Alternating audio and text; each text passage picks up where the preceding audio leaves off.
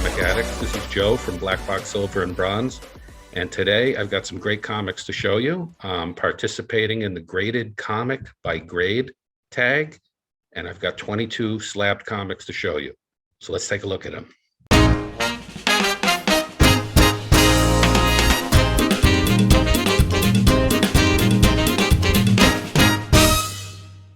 All right, today I was watching Alex the Comic Hoarder's YouTube channel. He's got a great channel, check him out.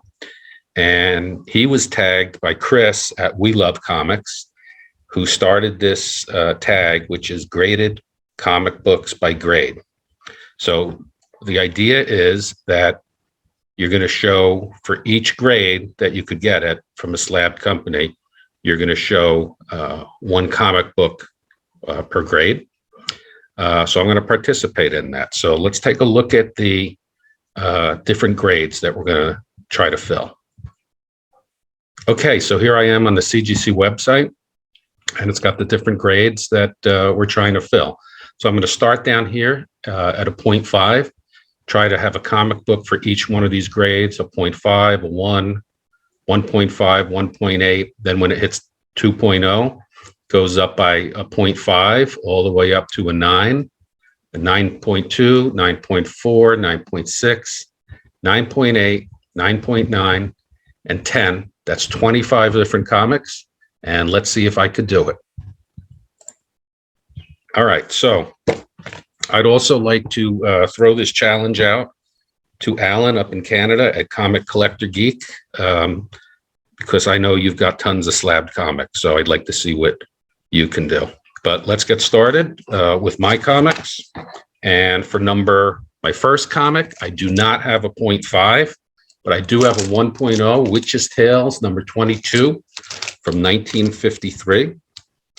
And this has a detached cover. And I really don't understand why it has a 1.0 when you compare, when you see the next one that I'm going to show you, which is a higher grade. So I purchased this one, sent it in, and had it slabbed. This is what I got. You're going to see a lot of train covers because I am a train cover collector, and this is a beautiful one to start with, Witch's Tales. Okay, the next one, I do have a 1.5, also a train cover, Panic number 2 from 1954. I love this cover because it's a toy train set. You can see behind me the toy trains, and I bought this one, I sent it in, came back a 1.5. Both covers were completely detached and reattached with tape. And it's got this big missing chunk here. But for some reason, I got a 1.5 on this and a 1.0 on the Witch's Tale. Don't care. I like them in here. It's just curious how that works out. Okay, the next grade is a 1.8. And that would be Commander Battle and the Atomic Sub number 1. This is one of those semi 3D True Vision comics. I'm trying to put together a run of this from ACG, American Comics Group. I think there were about 18 comics that had this black border on it where they created a 3D effect by having pastel colors in the background, bright colors in the foreground, black borders, and the images were jumping out of the boxes that they were in. So that's Commander Battle and the Atomic Sub number 1. I do have a 2.0. This is Frankenstein number 16. This also has a detached cover, yet it's a 2.0. So who knows? Another train cover. Big briefer. Okay, the next one is a 2.5. And this is the Avengers number 1. And I would like to give a shout out to Vintagecomicsonparade on Instagram. And I will type that in the box below. I was able to buy this because he allowed me to do it through a payment plan. And he gave me a 6-month payment plan. And he honored it, and everything went smoothly. So shout out to him. Otherwise, I couldn't have something like this in my collection. So that's Avengers number 1. at a 2.5. At a 3.0, I have Life with Archie, number 4. Another great train cover. I like these Life with Archies. They're fun. They're kind of like Scooby-Doo adventure type comics. This one's heavily water damaged, but I pressed it and sent it in, came back 3.0. And it was hard for me to find. I just snatched this up when I saw it because I wanted to have this in my collection. And it's kind of hard to find. Okay, the next one is a 3.5 Marvel Spotlight number 5. This is the first appearance and the origin of the Ghost Rider. And I'd like to give a shout out on this one to Austin at Reese's Rare Comics, because he also allowed me to do a payment plan on this.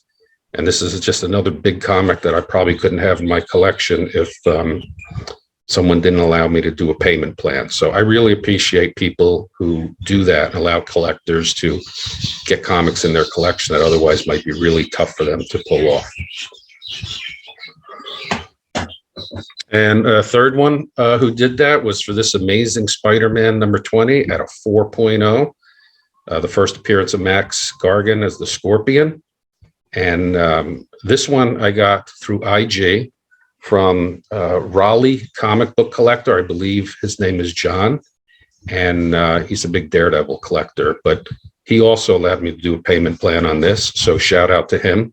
I'm going to put all these names down there in the box, in the comments box, so that if anyone else is interested working with these guys, they're great. Okay, one more.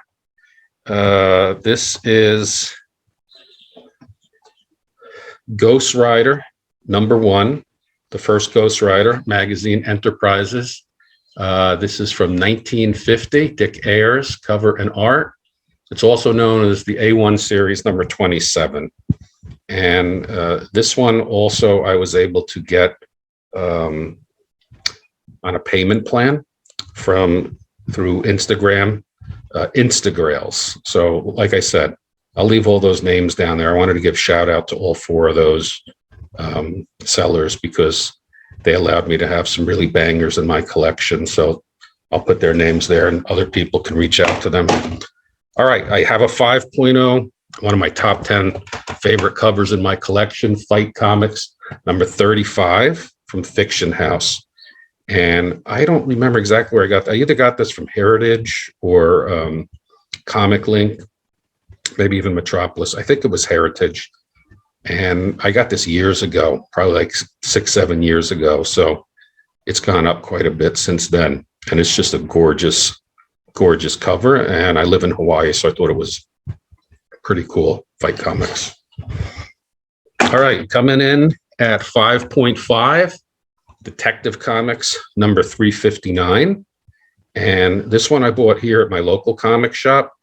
Everything got shut down for the pandemic. And then when it finally reopened, he had this huge sale at his store. Things were like 35% off or 40% off, something like that. Really, really big sale. And it included everything, not the consigned things, but his stuff. I said, does it include the slabs? He said, yeah. So I had been watching this one in his store for a while, and it was just a little bit out of my reach. But with that sale, I was able to add this one to my collection, another favorite. All right, at a 6.0, Fast Willie Jackson, number 1 from 1976. And if you know anything about this comic, it's basically, it was pitched as Archie but black. So it's a great comic. I think there were 7 issues only, but basically it's like Archie. There's a character that's like Archie, a character like Reggie, a character like Moose, a character like Jughead. There's girls like Betty and Veronica. And there's a lot of minorities in here. They go around to, it takes place in New York City, and there's Jewish delis, and there's an Asian karate dojo, and there's the place that they hang out, like the soda bar is run by a Puerto Rican named Mr. Martinez. And they're really fun. They're just like Archie. There's a lot of short stories in there. They usually have something on the back cover. This one has a story about Jabbar that's pretty funny. That's Fast Willie. Number at a 6.5 is Blue Beetle, number 44 from 1946, Fox Features Syndicate. And this one I bought with my COVID check. So when we got those checks sent to us, this is the one I used my money on. And I was really happy to get this. I love that train cover and the Blue Beetle. Very cool pink cover. For 7.0, I have Wonder Woman number 160 from 1966. And if I am not mistaken, this is the first Silver Age appearance of the Cheetah. It's not her first appearance. That was in a very early Wonder Woman issue 2 or 5, something like that. But I'm pretty sure that this is her first Silver Age appearance. And I love purple covers, so I was really happy to add this one to my collection. At a 7.5 is Amazing Spider-Man number 124. And this is the first appearance of Man-Wolf. And I have a unslabbed copy of this. And I didn't buy this intentionally. I bought, my LCS had some of those mystery boxes from, I think they were from Dave and Adam's Card World. And there was like a big prize that you could get, like a Spider-Man number 1 or something like that, or depending upon the series. So I got 2 of those boxes, and this was in one of them. So I just decided to keep it. It's the first appearance of Man-Wolf at a 7.5. 8.0, Eternals number 1, Jack Kirby. And this is the 30-cent price variant in an 8.0. I got a really good deal on this. I think it was about maybe 4 years ago. There was an all collector show in here, Hawaii, and I was walking around. I looked at this one place, and he had an Eternals number 1 in a very high grade. I was just looking at it, and I was actually looking for a raw Eternals number 1, and he had this one, and he had it listed at $160. And, I walked by, and when I was walking back out to leave, he's like, "Hey, come over here." He's like, "Hey, you want that one?" And he gave it to me for like maybe $60, maybe $80. So I grabbed it. And then once the movie came out, it just went up quite a bit. But it's really cool to have that price variant one. And at an 8.5 is T-Man, number 21 from 1955. That's amazing to have a comic from 1955 in a grade like that. There's Mussolini on the cover. This is my favorite Golden Age series. I love this. I'm trying to put a full run together, both a high grade slabbed run and a reader run. And I'm getting there. These are some great stories. That guy in the white shirt with the red tie is the Treasury agent, T-Man. And his name's Pete Trask, and he's a worldwide troubleshooter. He basically goes around the world protecting the U.S. interests from communism and Nazis and things like that. And there are just some great stories in there, a lot of action. So I'm trying to put that together. That's an 8.5. More Jack Kirby, 9.0. Mr. Miracle, number 13. This is one of the first slab comics I got when I decided to start getting some slab train comics to put up on my wall as artwork. And so I love all Jack Kirby stuff. You're going to see some more Jack Kirby. I've got a big amount of Jack Kirby in my collection, and I really like the Mr. Miracle run, and in particular this cover. That's at a 9.0. So the next one is more Jack Kirby. At a 9.2, I have Sandman number 1 from 1974, and this is the purple cover variant. So this is supposed to have a blue cover, but the printing press, I guess, was like running out of a certain color ink. And towards the end of the run, it started getting lighter and lighter and changing from blue to purple, I guess, before they realized it. And so there's a bunch of different color purple ones out there. This is a really nice, strong purple. Some of them are, lighter than this. Some are, closer to the blue. But they're a little tricky to find. Not too. You could find this if you want. And so this is the purple variant. It's really a printing error. Doesn't say it on here, but that's what it is, 9.2. This is one that I bought also years ago. I think it was in a heritage auction. This is Charlie Chan number 5. And this is the Edgar Church Mile High edition. And this is from 1949, and it's a 9.4. That's amazing. So I have a slabbed collection of the Simon, and this is Simon and Kirby.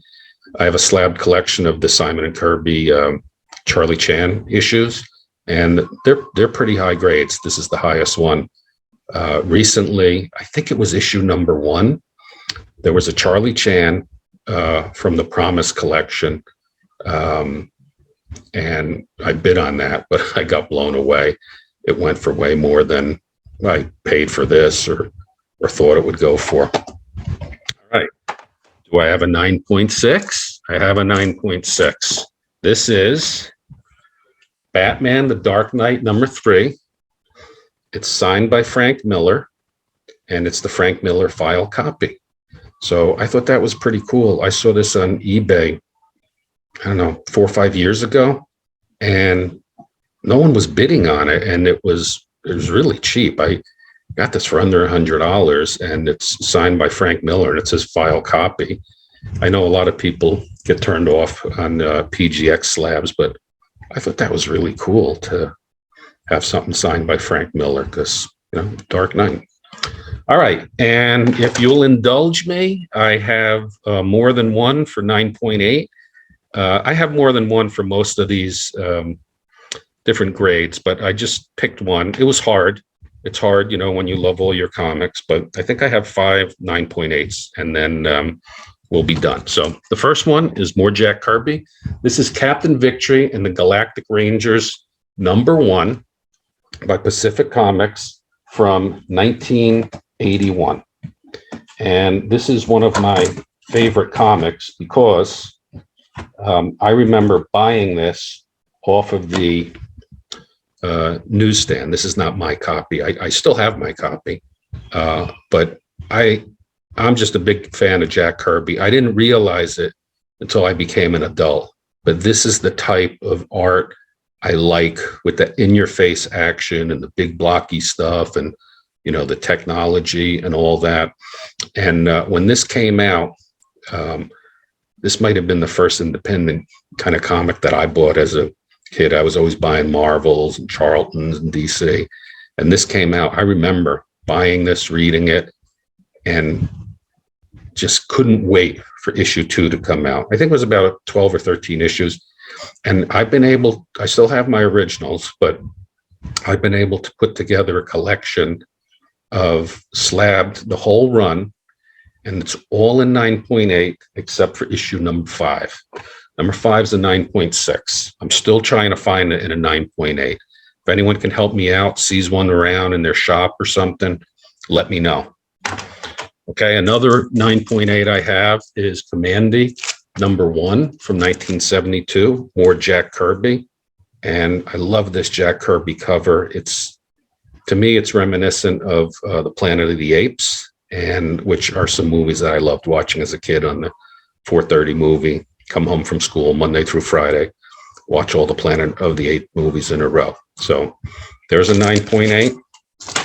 And I have that Frank Miller autograph one, and I picked this one up years ago. This is The Wrath of Khan, and it's in a 9.8, and it's signed by Leonard Nimoy and William Shatner. He's also a big Star Trek fan, and this actually is my favorite Star Trek movie, The Wrath of Khan. It was great how it continued from one of the episodes, Space Seed.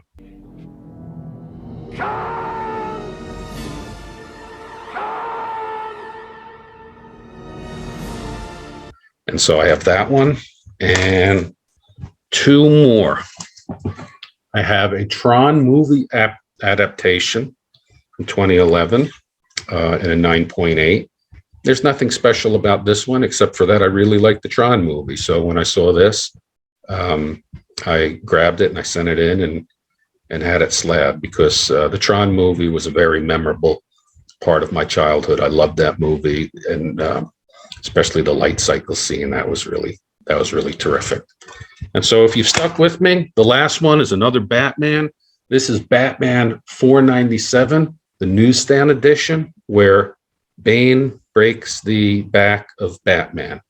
And so the direct edition had this like cover folded over it. So you only see like half the cover, which I think is crazy because this is just a really cool cover. And so, and a significant, plot point in the storyline of Batman. So Batman 497, the breaking of the bat.